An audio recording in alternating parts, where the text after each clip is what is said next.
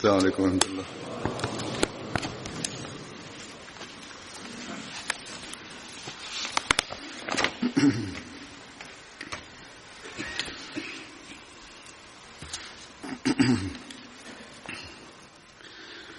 أشهد أن لا إله إلا الله وحده لا شريك له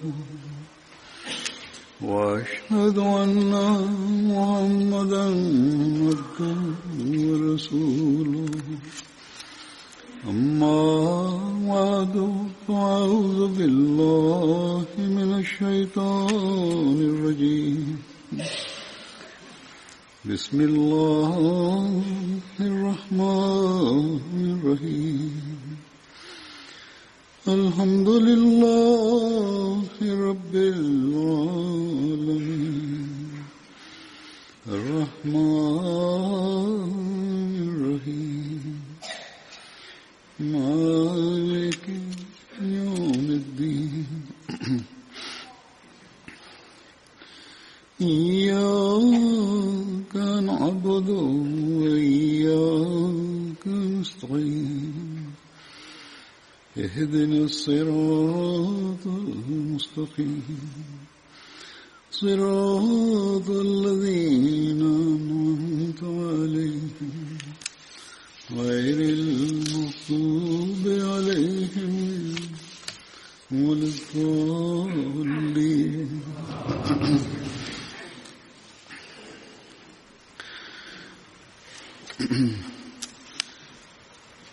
बदरी साहबा के जिक्र में After reciting the Tashahhud, Ta'awuz and Surah Al-Fatiha, Hazrat Khalifatul Masih V, Ayyadahullah Ta'ala bin Nasr al-Aziz stated that in continuation of the accounts of the Badri companions, i.e. those companions who took part in the Battle of Badr, the first companion that I will mention today is Hazrat Utbah bin Mas'ud Huzali radiyallahu ta'ala anhu. The title of Hazrat Utbah bin Mas'ud Huzali radiyallahu ta'ala anhu was Abu Abdullah, and he belonged to the tribe of Banu Makhzum. Hazrat Utbah bin Mas'ud radiyallahu ta'ala anhu was a confederate of the tribe of Banu Zuhra. His father was Mas'ud bin Ghafil, and his mother's name was Abd bint Abd Wud. Hazrat Abdullah bin Mas'ud radiyallahu ta'ala anhu was his brother.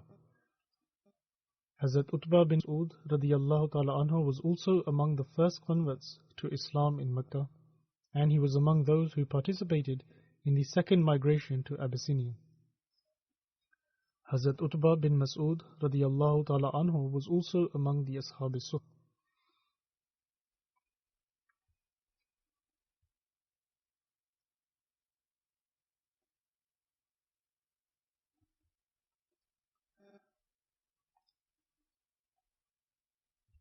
With reference to various historical sources, Hazrat Mirza Bashir Ahmad Sahib radiyallahu ta'ala anhu has written the following details with regards to the people of As-Sufa. He writes, to one corner of the mosque a veranda was built which was referred to as Sufa. This was for those destitute muhajirin who were homeless, and these people would stay here and were known as the Ashab Sufa. As such, they would remain in the company of the Holy Prophet, peace be upon him, day and night, perform worship, and recite the Holy Quran.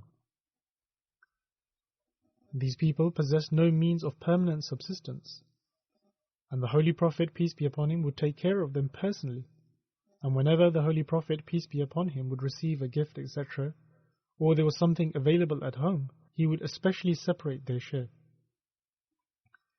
As a matter of fact, at times, the Holy Prophet, peace be upon him, would himself starve and send whatever was in his home to the Ashab al-Sufa. Similarly, the Ansar would also remain engaged in their hospitality in as much as possible, and would often attach clusters of dates within the mosque. However, despite all this, they continued to live in a state of adversity and would often reach a state of starvation.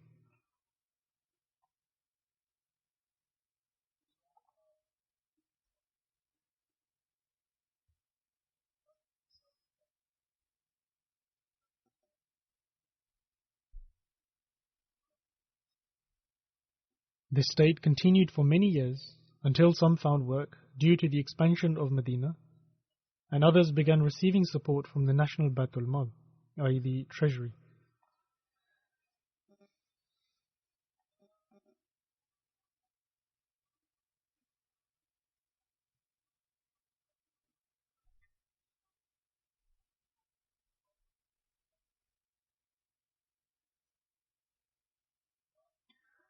Moreover, we find the following details about these people in another source, in which it states that these people would remain present at the house of the Holy Prophet, peace be upon him, during the day, and would listen to the ahadith, i.e. the traditions of the Holy Prophet, peace be upon him. During the night they would remain on the veranda. A veranda is called Sufa in the Arabic language. Hence, these saintly men were referred to as Ashab al-Sufa, i.e. the people of Sufa. None of them ever possessed two pieces of clothes at one time, so that one could cover the upper body and the other piece of cloth to cover the lower body. In fact, they would tie a piece of garment to their necks in a way that it would hang down to their thighs, and they did not possess enough clothes to cover the entire body. Hazrat Abu Hurairah radiyallahu ta'ala anhu was also one of the saintly men, and he narrates that I saw 70 men from among the Ashab al-Sufa whose clothes would not even reach their thighs, and when they used to cover themselves, the cloth would hardly reach down to the knees. Initially, their source of income was that a group of them would go to the forest during the day, collect some firewood, sell it, and then acquire some food for their brothers. And most of them would break the branches of palm trees and hang them onto the roof of the mosque. Whenever people used to come from outside and see them, they used to think that these people are perhaps mad and insane, for they are sitting here without any reason. Or they would probably used to think that these people are so madly in love with the Holy Prophet, peace be upon him, that they do not wish to leave his threshold. In any case, if the Holy Prophet, peace be upon him, received some sadaqah, i.e. charity from anywhere, he would send it to them, and if the Holy Prophet, peace be upon him, received any food, he would invite them and would sit down with them and eat together. It so often happened that in the evenings, the Holy Prophet, peace be upon him, would assign the Muhajirin and the Ansar to take one or two individuals from among the Ahl Sufa and feed them according to their own capacity. Thus, at times such occasions arose that some of them were sent with the Muhajirin and others were sent with the Ansar so that they may provide them with an evening meal.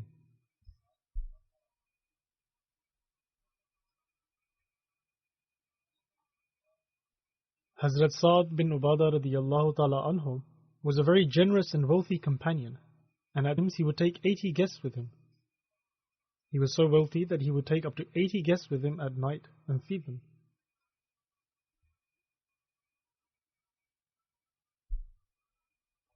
And according to various narrations, the numbers of the Sufa varied at different times.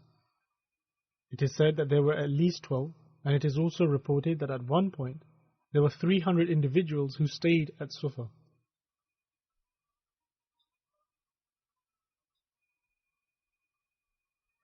In fact, in one narration, their total number has been mentioned to be 600 companions. The Holy Prophet, peace be upon him, had great love for them. He would sit with them in the mosque, eat with them, and would encourage others to honor and respect them. Thus, the Holy Prophet, peace be upon him, did not allow anyone to disrespect or dishonor them simply because they would not do anything else, but just sit there the whole time. In fact, the Holy Prophet, peace be upon him, used to say that these people simply remain sat there only to listen to his words. Therefore, everyone should honor and respect them in the correct manner.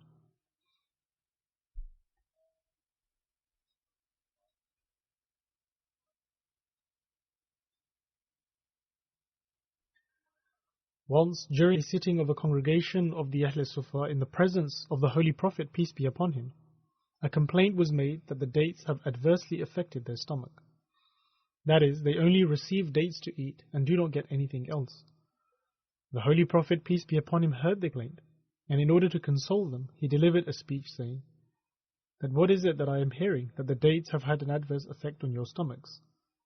Are you not aware of the fact that dates are the very nourishment of the people of Medina, and that people support us through these and also support you through these?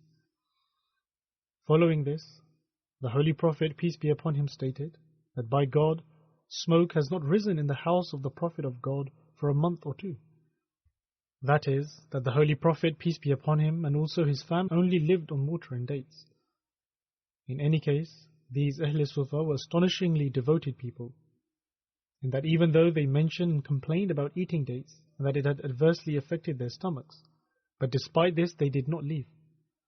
They continued to remain seated there with complete devotion, and would either remain hungry, or suffice by eating dates or whatever they were given.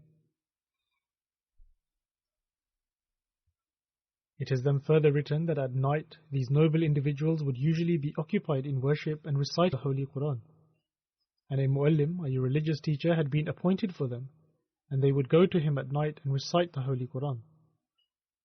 Those who could not read or were unable to recite the Holy Quran correctly, or those who wished to memorize it, would be taught at night by the muallim.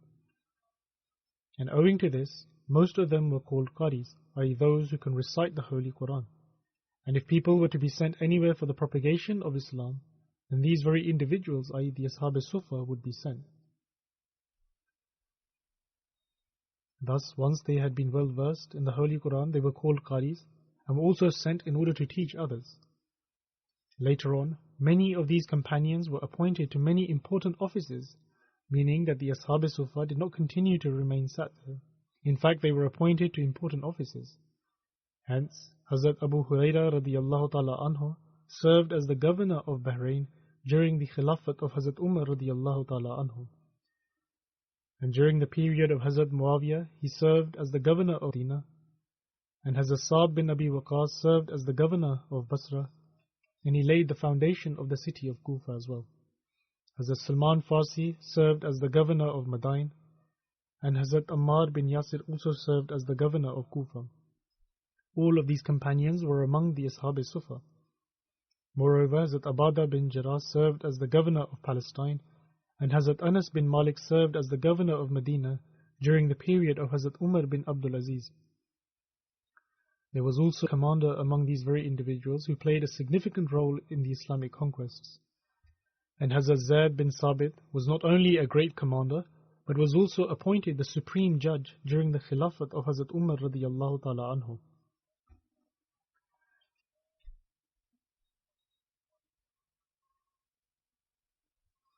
Then Hazrat Abu Sa'id Khudri radiyallahu ta'ala anhu narrates that I sat down in the congregation of the poor Muhajirin, meaning he went and sat among the congregation of Ashab Sufa, who were concealing their private parts from each other due to a lack of clothing. Almost half of their body was not covered with any clothes. He continues to narrate that a Qari, i.e. reciter of the Holy Quran amongst us, was reciting the Holy Quran, and the Holy Prophet, peace be upon him, arrived. The Qari stopped the recitation as the Holy Prophet, peace be upon him, stood by. Thereafter, the Holy Prophet, peace be upon him, said salam, i.e. conveyed the greetings of peace, and inquired that what are you all doing? We replied, this Qari is reciting the Holy Quran for us, and we are listening to the Book of Allah. Then the Holy Prophet, peace be upon him, stated that all praise belongs to Allah, who has granted me such people in my ummah, and that He has instructed me to remain patient with them. Meaning that the Holy Prophet, peace be upon him, was also commanded to remain patient, just like they were demonstrating patience. The narrator then further states that the Holy Prophet, peace be upon him, then sat down among us, and in order to show that his blessed person was a part of us, he signaled his blessed hand in a circle, meaning that he was also from amongst them, and he sat down with them, and they created a circle around him and turned their attention towards him. The narrator states that in my opinion, the Holy Prophet, peace be upon him, did not recognize anyone other than me. That is, the narrator states that he was the only one that the Holy Prophet, peace be upon him, recognized, since there was a large number of people in the gathering. The Holy Prophet, peace be upon him, then stated,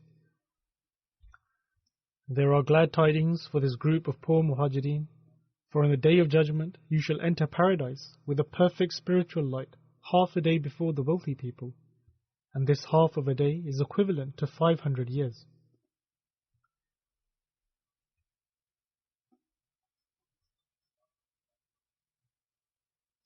The promised Messiah alayhi salatu wasalam also received a revelation in Arabic, which has the mention of the Ashab Sufa. The revelation in Arabic is as follows.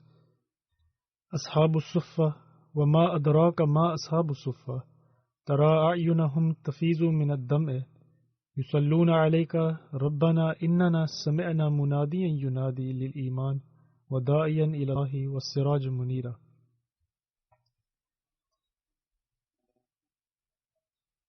That is, do you realize how magnificent in status the Ashab al-Suffah will be? You will see their eyes shedding tears, and they will call down blessings upon you.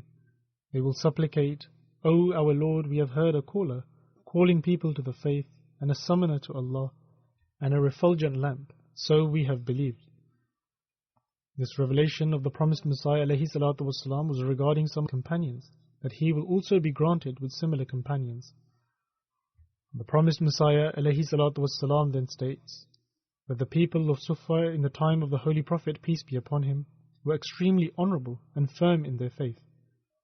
Their example of sincerity and devotion is a model for everyone to follow. And Allah the Almighty has also revealed to me that He shall also grant me individuals like them.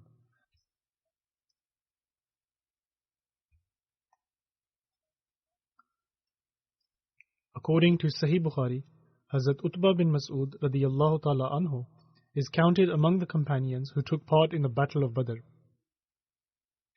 Whereas according to other books about the lives of the companions, such as Ustul Ghaba fi Ma'rifat as-Sahaba, Al-Isaba fi Tamyiz as-Sahaba, Al-Isti'ab fi Ma'rifat as-Sahab, At-Tabqat al-Kubra, etc., it is reported that he participated in the Battle of Uhud and not in the Battle of Badr.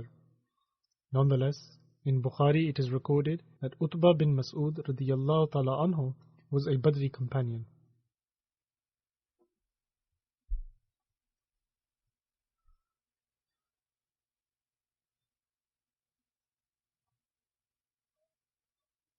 Hazrat Utbah bin Mas'ud radiyallahu ta'ala anhu passed away in 23rd Hijrah during the Khilafat of Hazrat Umar radiyallahu ta'ala anhu, and subsequently Hazrat Umar radiyallahu ta'ala anhu led his funeral prayer. Qasim bin Abdul Rahman narrates that Hazrat Umar bin Khattab radiyallahu ta'ala anhu waited for Hazrat Utbah's mother, Hazrat Abd, in order for her to attend the funeral. Imam Zuhri narrates that with respect to the migration and spending time in the company of the Holy Prophet, peace be upon him, Hazrat Abdullah bin Mas'ud radiyallahu ta'ala anhu was not far behind his brother, Hazrat Utbah radiyallahu ta'ala anhu. In other words, Hazrat Utbah radiyallahu ta'ala anhu accepted Islam before his brother, Hazrat Abdullah bin Mas'ud.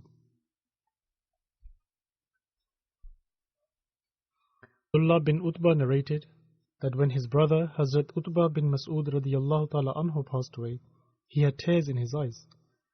The people asked him why he was crying, to which he replied that he was my brother, but also my brother in faith. And aside from Hazrat Umar bin Khattab radiyallahu ta'ala anhu, he was dearest to me.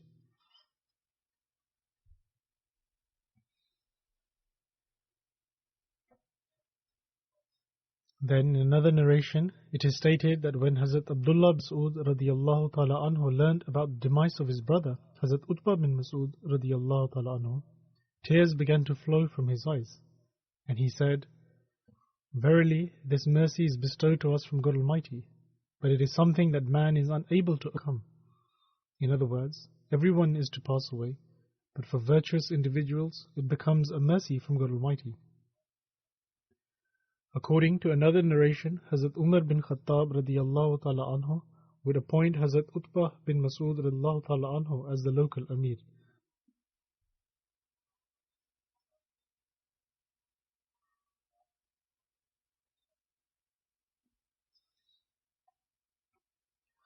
The next companion that I will mention is Hazrat Ubad bin Samit radiyallahu ta'ala anhu, who was an Ansari companion. Hazrat Ubadah bin Samit radiyallahu ta'ala anhu's father's name was Samit bint Qais, and his mother's name was Qurratul Ain bint Ubadah. Hazrat Ubadah radiyallahu ta'ala anhu was present during the first and second pledge at Aqaba, and he was the leader of the Banu Auf bin Khazraj clan of the Khazraj tribe of the Ansar, who were also known as Qawaqila. The reason why they were known as Qawqil is because whenever anyone would seek protection of a leader in Medina, then that person seeking protection will be told that they are free to ascend the mountain. In other words, they have nothing to fear and can live there freely. In short, they were able to roam about freely and did not need to worry about anything. The people granting freedom became known as Qawaqila, and Ibn Hisham states that whenever a leader from among them would grant protection, he would also bestow them an arrow and would say that they are free to go as they please with this arrow. Salba bin Dad, the paternal grandfather of Hazrat Numan, was also known as Qawqil, and similarly the leader of the Khazraj tribe, Ghanab bin Auf, was known as Qawqil, and in the same manner Hazrat Sa'd bin Ubadah, also known by the title of Qawqil. From among the Khazraj tribe, the clans of Banu Salim, Bani Ghanam and the Banu Auf were all known as Qawaqila. Hazrat Ubadah bin Samit radiyallahu ta'ala anhu was the leader of the Banu Auf tribe.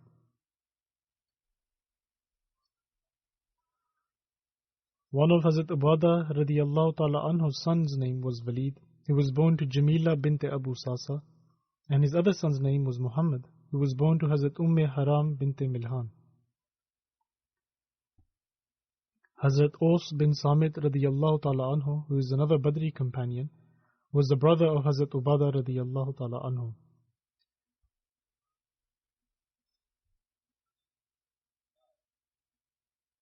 When Hazrat Abu Marsad Ghanwi migrated to Medina, the Holy Prophet, peace be upon him, formed a bond of brotherhood, i.e. muwakhat, with him and Hazrat Ubadah radiyallahu ta'ala anhu. Hazrat Ubadah radiyallahu ta'ala anhu took part in all the battles alongside the Holy Prophet, peace be upon him, including the battles of Badr, Uhud and Khandaq. Hazrat Ubadah radiyallahu ta'ala anhu passed away in Ramla, Palestine in 34 Hijri, and according to some narrations he passed away in Baitul Maqdis and was subsequently buried there, and his grave is known even today. However, in another narration it is recorded that he passed away in Qabras after Hazrat Umar radiyallahu ta'ala anhu had appointed him as the leader of Qabras, and at the time of his demise, Hazrat Ubadah radiyallahu ta'ala anhu was 72 years old. He was tall and had a large and handsome build, and according to some narrations it is stated that Hazrat Ubadah radiyallahu ta'ala anhu passed away in 45 Hijri during the rule of Amir Muawiyah. However, the earlier narration, in which it was mentioned that he passed away in 34 Hijri in Palestine, is more authentic as opposed to the narration in which it is stated that he passed away in 45 Hijri.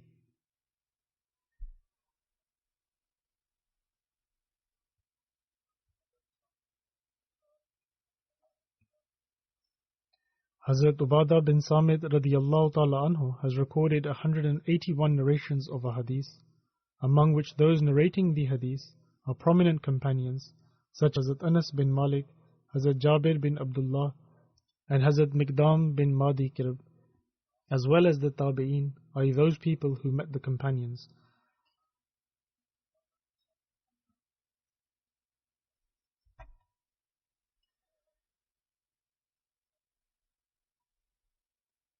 Then, according to a narration, Hazrat Ubadah bin Samit radiyallahu ta'ala anhu was present during the Battle of Badr, and during the night of Aqba he was also one of the leaders. Ubadah radiyallahu ta'ala anhu would say that a group of companions was near the Holy Prophet, peace be upon him, and the Holy Prophet, peace be upon him, took a pledge from us stating that you will not associate partners with Allah, nor will you steal, and you will not kill your children, and you will not knowingly slander anyone, nor will you disobey a clear instruction.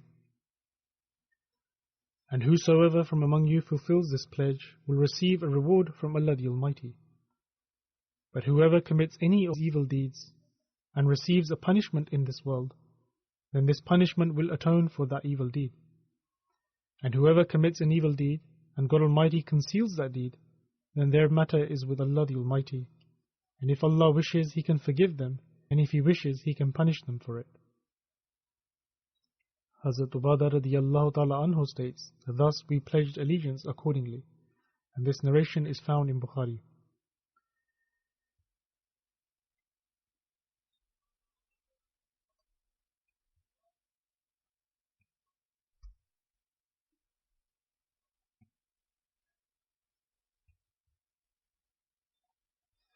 During the migration to Medina, the Holy Prophet, peace be upon him, led the Friday prayer at the mosque at Quba, and after leading the prayers, the Holy Prophet, peace be upon him, mounted his camel to go towards Medina. The Holy Prophet, peace be upon him, kept the reins loose of the camel. The camel then turned its head right and left, as if it was searching for the direction of travel.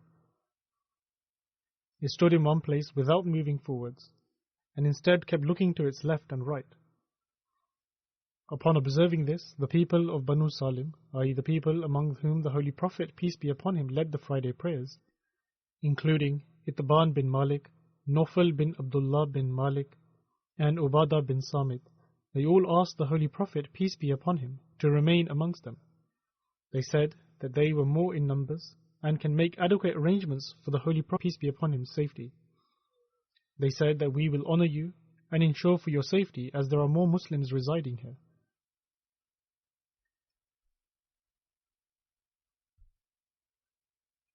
Then, according to another narration, it states they said that they possessed wealth and affluence, and people residing there had plentiful resources.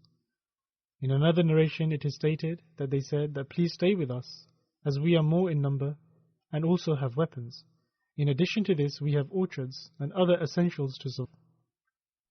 In other words, they could provide adequate security measures and were more affluent. They then said that, O Messenger of Allah sallallahu alaihi wasallam, whenever an Arab is in danger or fears for their life, they come and seek protection from us. The Holy Prophet, peace be upon him, heard all of their requests and recited prayers for them, and then said that all what you say is indeed true, but leave my camel be, for it is under the instructions of Allah the Almighty. The camel will stop wherever it pleases and may sit wherever it pleases. And in another narration, the words of the incident are that the Holy Prophet, peace be upon him, stated that my camel is under divine command, therefore leave it be. It is reported that the Holy Prophet, peace be upon him, was smiling and said, May God Almighty shower His blessings upon you for all that you have presented. And the camel then began to move forwards. Then, in relation to the conquest of Egypt, the author of Sairus Sahaba states that during the era of Hazrat Umar radiyallahu ta'ala anhu's Khilafat, it was taking somewhat longer to conquer Egypt, as a result of which Hazrat Amr bin As radiyallahu ta'ala anhu wrote to Hazrat Umar radiyallahu anhu requesting for support. Upon this, Hazrat Umar radiyallahu ta'ala anhu sent an additional army of 4,000 soldiers, and Hazrat Ubadah radiyallahu anhu was appointed as the leader of 1,000 soldiers from among them. Moreover, in his reply, Hazrat Umar radiyallahu ta'ala anhu wrote that each one of the leaders of the army was equivalent to 1,000 soldiers. When this army reached Egypt, Hazrat Amr bin As radiyallahu ta'ala anhu gathered the entire armies together and delivered an inspirational speech. He then called for Hazrat Ubadah radiyallahu anhu and asked for his arrow. Hazrat Amr bin As radiyallahu ta'ala anhu then took off the helmet from his own head and placed it on the arrow and handed it over to Hazrat Ubadah radiyallahu anhu, and stated that this was the flag of the commander-in-chief of the army, and from henceforth Hazrat Ubadah radiyallahu ta'ala was the commander-in-chief. How great is God that in the very first attack that was launched, they were able to conquer the city. After the conquest of Damascus, Hazrat Abu Ubaidah bin al-Jarrah radiyallahu anhu came to Hims, and the people of Hims entered into a treaty with him. Subsequently, he appointed Hazrat Ubadah bin Samit radiyallahu ta'ala to oversee Hims and move towards Huma. Hazrat Ubadah bin Samit then departed towards Laziqiyah, which is a coastal city of Syria. The people of the city then engaged in a battle with the Muslims, and there was a large door which would only open with the help of a number of people. Hazrat Ubadah took his army away from the city and ordered them to dig such deep trenches in that a person on horseback would be hidden. In other words, it was a long trench. The Muslims put great effort into digging the trenches, and when they were finished from digging, there was still some daylight remaining, and they made out as if they were going back to Hims. However, when night fell, they returned back to the trenches they had dug.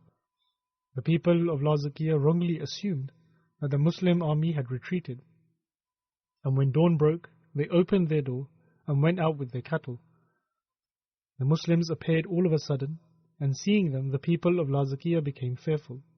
The Muslims attacked them, and entering the city through the door, they conquered the area. Hazrat Ubadah radiyallahu ta'ala anhu entered the fort, and ascending the wall of the fort, he proclaimed the takbir.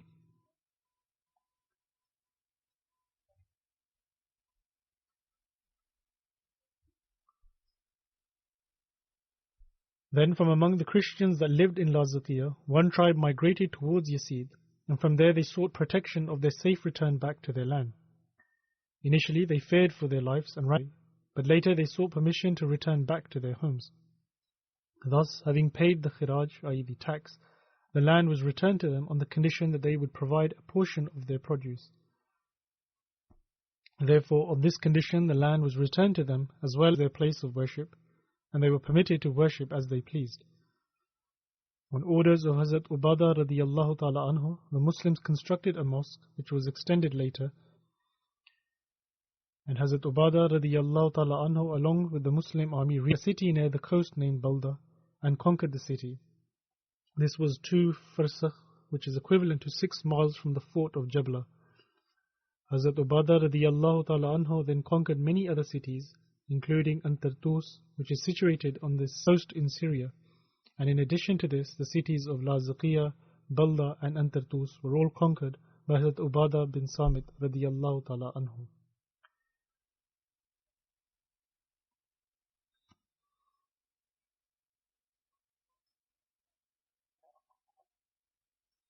On one occasion, the Holy Prophet, peace be upon him, appointed Hazrat Ubadah radiyallahu ta'ala anhu to supervise over the funds of sadaqat, i.e. charity. The Holy Prophet, peace be upon him, advised Hazrat Ubadah radiyallahu ta'ala anhu to always fear Allah the Almighty, lest on the Day of Judgment he appears in a state laden with a camel which is bleating, or with a cow that is lowing, or a goat bleating.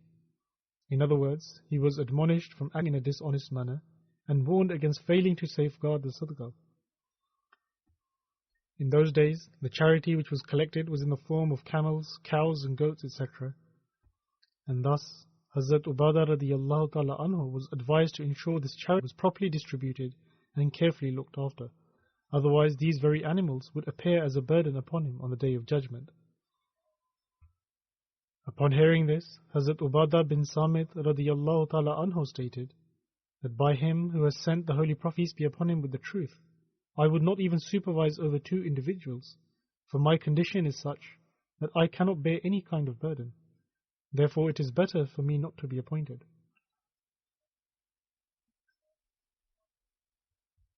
Then, during the lifetime of the Holy Prophet, peace be upon him, the 5 companions from among the Ansar who collated the Quran are Hazrat Maz bin Jabal, Hazrat Ubadah bin Samit, Hazrat Ubay bin Ka'b, Hazrat Abu Ayyub Ansari, and Hazrat Abu Darda radiyallahu anhum.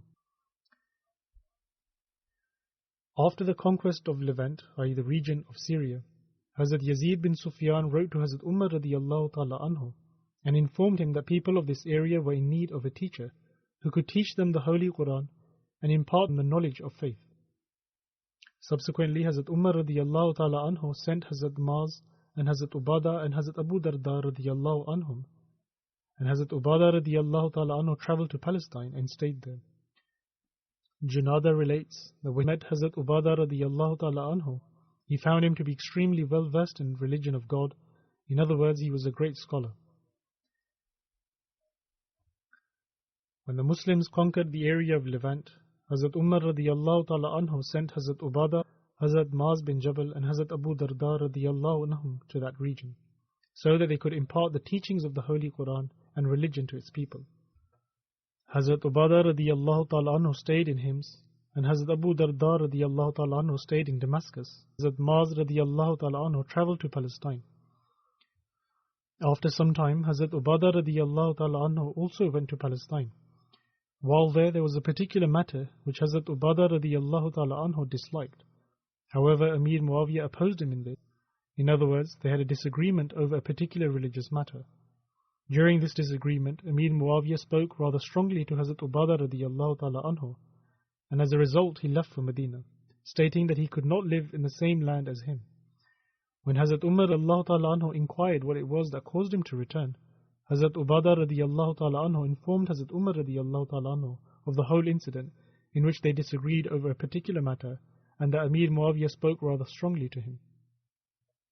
In any case, Hazrat Ubadah radiyallahu ta'ala anhu left as a result of their disagreement. Upon this, Hazrat Umar radiyallahu ta'ala anhu stated that he should go back, for God Almighty will cause such a land to fall into ruin, which is absent of him or people like him. In other words, it was necessary for the companions of the Holy Prophet, peace be upon him, and the learned scholars of faith to be present there. If not, then this would be hugely unfortunate for that land. Thus, it was imperative that he returned. Hazrat Umar radiyallahu ta'ala anhu also wrote an official letter to Amir Muawiyah, stating that he does not have any right to oppose Hazrat Ubadah radiyallahu ta'ala anhu in any religious matter, and that he should listen to whatever he says, for it is indeed correct.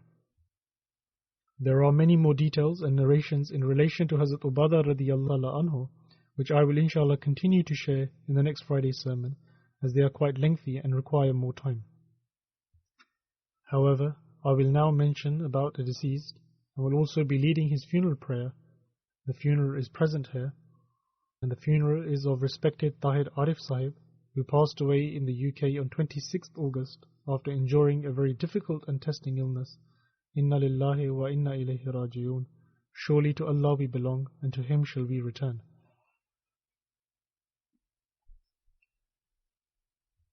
He was suffering from cancer and endured this illness with great patience and steadfastness.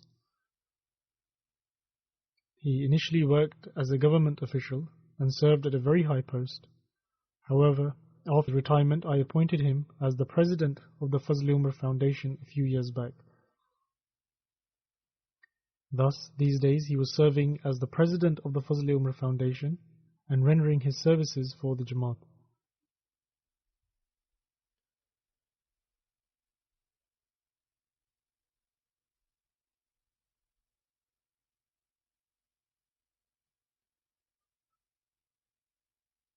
Respected Tahir Arif Sahib was born on 13th February 1952, and his family was originally from Sialkot. However, they later moved to Sargodha.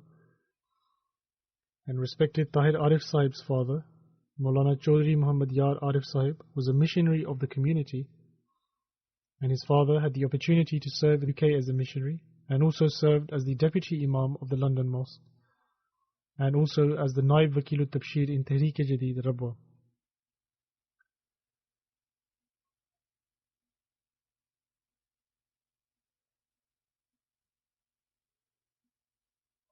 Respected Maulana Muhammad Yar Arif Sahib was an excellent debater and was considered among the top scholars of the Jamaat. And also, respected Muhammad Yar Arif Sahib, along with Hazrat Maulana Abdul Rahim Nayyar Sahib, represented the Ahmadiyya community in the annual session of the Muslim League on 23rd March 1940, in which the resolution of Pakistan was passed, and thus this was a historic moment in which they had the honour to be a part of. Tahir Arif Sahib's mother was respected Inayat Suraya Begum Sahiba, and his grandfather was Hazrat Chaudhry Ghulam Hussain Bhatti Sahib, who was a companion of the promised Messiah alayhi salatu wassalam. Tahir Arif was a very intellectual person and had a great passion for learning.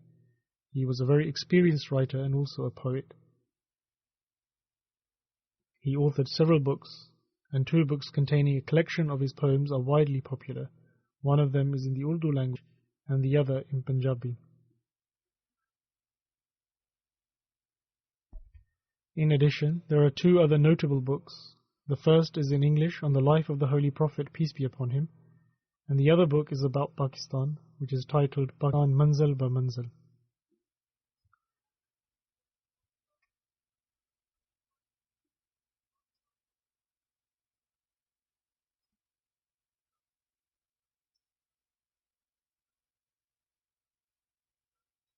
Tahir Arif Sahib attained his Masters in Economics from the Punjab University and also did his LLB as well from there. Thereafter, to further pursue higher studies, he came to the UK and he acquired his LLM from the London School of Economics, and by the great God Almighty he had the honour of attaining a mark of honour from the London University.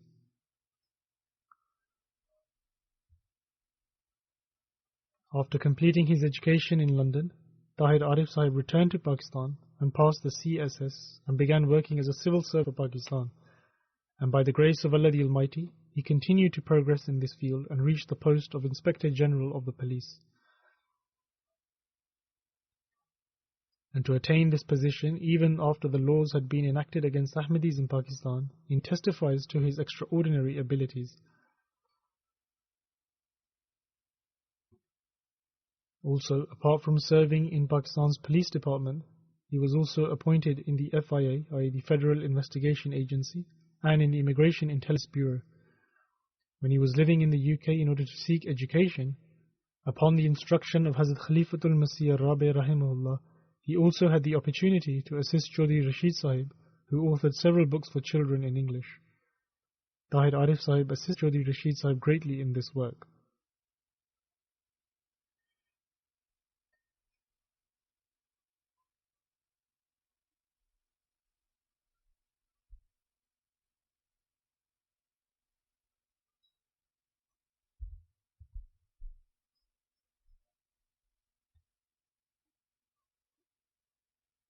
By the grace of Allah the Almighty, Tahir Arif Sahib had a great passion to read the books of the promised Messiah alayhi salatu wassalam, and there would always be a book of the promised Messiah alayhi salam which he would keep as part of his regular reading. However, he did not merely just read the books, but would also take notes and would then discuss the subject matter with his friends and colleagues. He regularly recited the Holy Quran and would ponder deeply over meanings. And although no one from among his relatives have written this, but once during the course of a conversation with him, I found out that he was very regular in waking up for the Tahajjud prayer.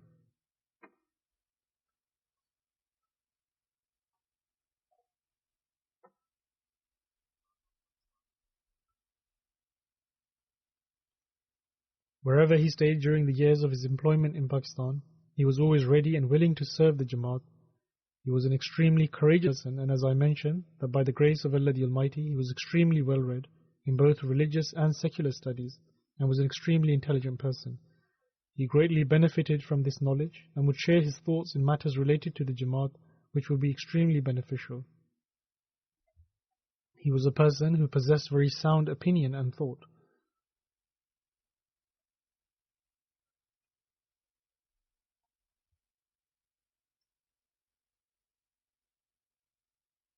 Tahir Arif Sahib had a sense of honor for Khilafat-e-Ahmadiyya and was a very sincere and courageous Ahmadi. And all his life he strived to remain as a Sultan-e-Nasir, i.e. a great helper of Khilafat-e-Ahmadiyya, and served the Jamaat with the utmost loyalty. And I have seen that God Almighty, out of His sheer grace, enabled him to succeed in this effort.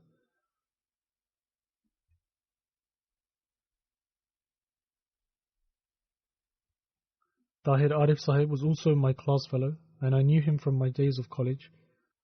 And by the grace of Allah the Almighty, he had a passion for knowledge even then, and was also a very skillful debater, and would take part in the debates held in college. I had noticed that even at that time he had a lot of religious knowledge.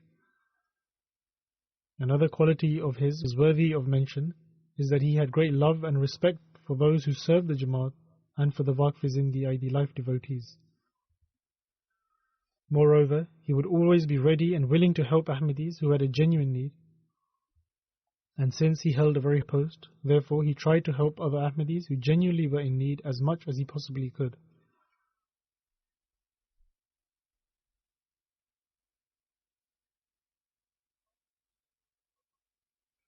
His services for the Fazl-e-Umar Foundation started in 2014 when I appointed him as its director. After the demise of Chaudhry Hamid Nasrullah Khan Sahib in 2017, who was then serving as the president of the Fazl-e-Umar Foundation, I appointed Tahir Arif Sahib as its new president.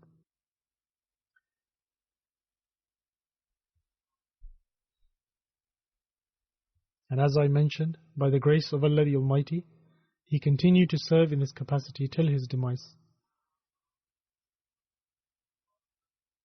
And prior to coming to the UK for his treatment around 3 to 4 months ago, until then he continued to fulfill his duties for the Fazl-e-Umar Foundation with great effort, and he would attend all the meetings and take great interest, and during his tenure a lot of progress was made.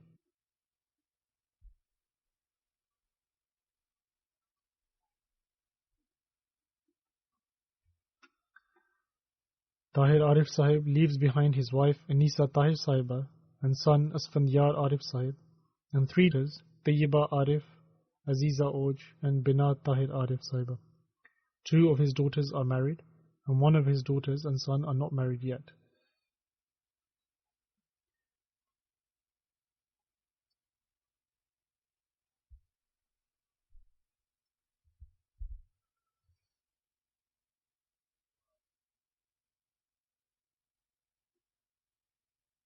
His daughter Tayyiba Arif Sahiba writes that God Almighty granted our father enormous worldly progress. However, he always upheld his identity as an Ahmadi with great courage and honor. He was an extremely honest and trustworthy officer. He always gave precedence to his faith and placed his trust in Allah the Almighty, and was extremely humble. A poet, a great writer, a teacher, and possessed a deep knowledge of religion. He was a very responsible husband, a loving father, and above all, he was deeply immersed in the love of Allah the Almighty and His Messenger sallallahu alaihi wasallam. She further states that my mother states that she always found him to be extremely just and with a pleasant nature. Whether young, old, rich or poor, he would not draw any distinction between them, and nor allow his official position to come in the way, and would always afford them with kind treatment. At times, close relatives, owing to their emotions and close bond, expressed similar sentiments. However, I knew him personally, and can vouch that indeed these were his traits. Mubarak Siddiqui Sahib then writes that the late respected Tahir Arif Sahib was extremely humble and had a bond of great love and obedience for Khilafat. He was a great poet and writer. He states that I once asked him to recite one of his favorite couplets, and he quoted the following couplet reflecting his deep love for Khilafat, in which he stated that, O Master, if ever this servant of yours has the opportunity to be near you, may his body transform into the grass that lies beneath your feet. He further states that on one occasion during an informal sitting, I said to him that Tahir Sahib, God Almighty has blessed every Ahmadi with some kind of honor. You have had the honor of being appointed to a very high post in the police department. But in reply he said that a far greater honor for me is that I am an Ahmadi. And he then also made reference to the fact that he was my class fellow, and said that he was class fellow of the Khalifa of the time, which he said was indeed a great honor for him. His father, respected Maulana Muhammad Yar Arif Sahib, sent him to Rabwa to pursue his education in one of its colleges. And in those days our colleges had become nationalized. Therefore he requested Hazrat Khalifatul Masih III rahimahullah to be permitted to stay in Darul Ziyafat instead of living at the hostels. His father, Maulana Muhammad Yar Arif Sahib, had a great bond with Hazrat Khalifatul Masih III rahimahullah, and thus his request was accepted, and so he completed his education while staying at the Darul Ziyafat. During one's student life, one can become quite informal with one another and also exchange light-hearted comments amongst each other. However, when Hazrat Khalifatul Masih IV rahimahullah appointed me as Nazir-e-Ala, he showed me great respect and courtesy, and after I became Khalifa, his level of sincerity and loyalty increased even greater than before by the grace of Allah the Almighty.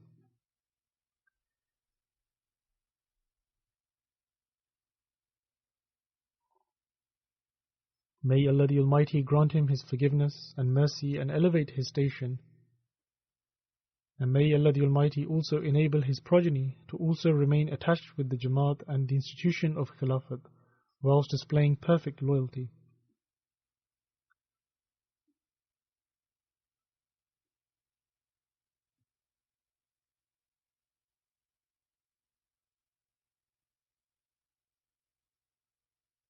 Many of his relatives and friends have written various accounts about him, and they all mention the fact that by the grace of Allah the Almighty he was extremely humble and a scholarly person.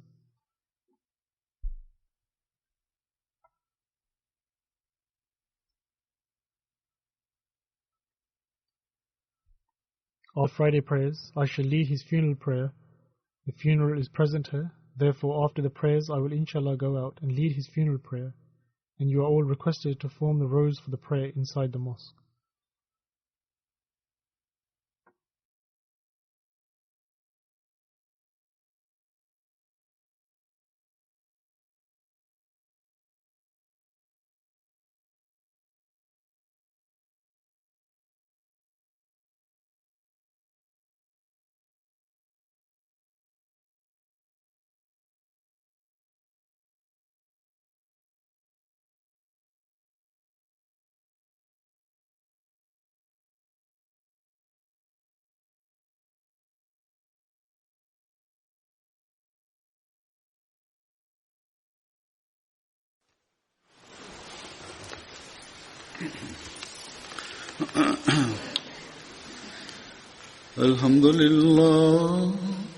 الحمد لله نحمده ونستعينه ونستغفره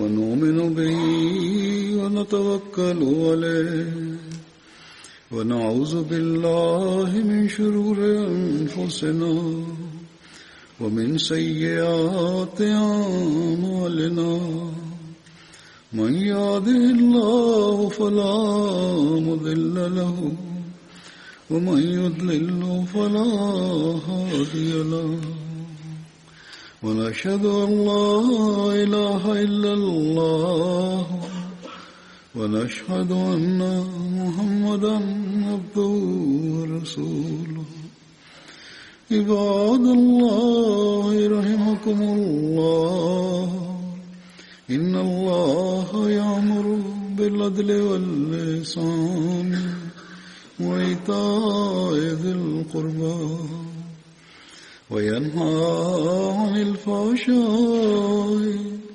والمنكر والبغي يعظكم لعلكم تذكرون اذكروا الله يذكركم وادعوه يستجب لكم ولذكر الله أكبر